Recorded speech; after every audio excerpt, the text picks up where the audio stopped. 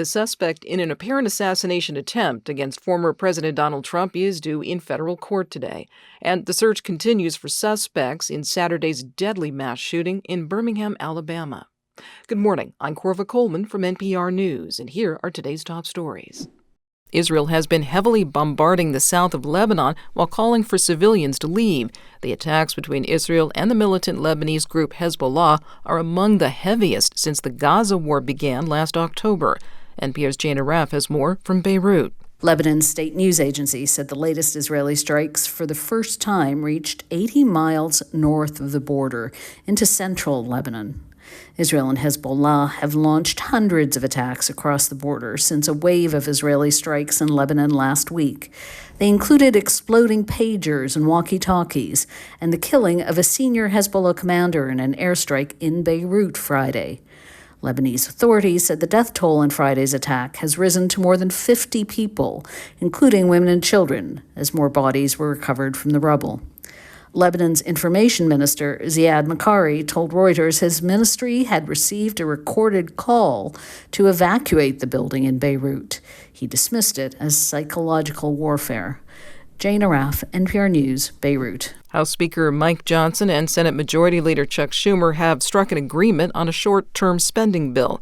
It will keep the federal government funded through December 20th, after the general election is over.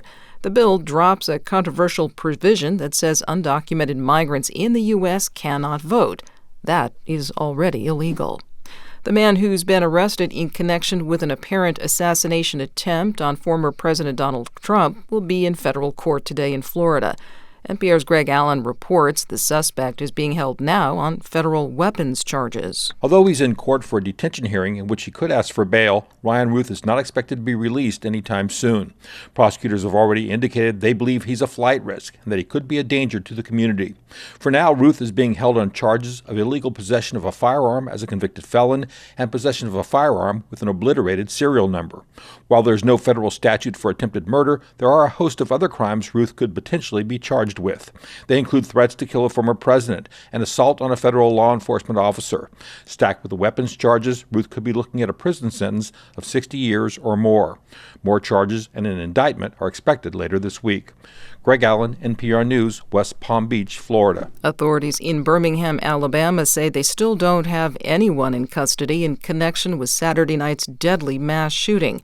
Gunmen opened fire on a crowd at a popular Birmingham night spot. 4 people were killed. Another 17 people were injured. Gabriel Eslami was one of them. Almost 100 people in line. And not even 5 minutes into being in line, you just hear gunshots. Police say they believe the guns used in the shooting were modified to work as automatic weapons. California Governor Gavin Newsom has signed a new law on plastic bags. It's intended to close a loophole in the state's ban on them at supermarkets and other retail stores. Steve Futterman reports from Los Angeles. California has had a ban on single-use plastic bags at grocery and retail stores for a decade. In 2014, the state was the first in the country to pass such legislation.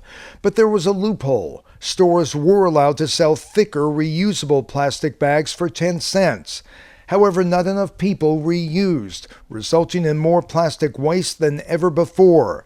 The new law bans all plastic bags, and paper bags, which are still allowed, must be made with at least 50% recycled material. Manufacturers of plastic bags oppose the new law, claiming it will result in the use of what they call non-recyclable plastic cloth bags. For NPR News, I'm Steve Futterman in Los Angeles. This is NPR.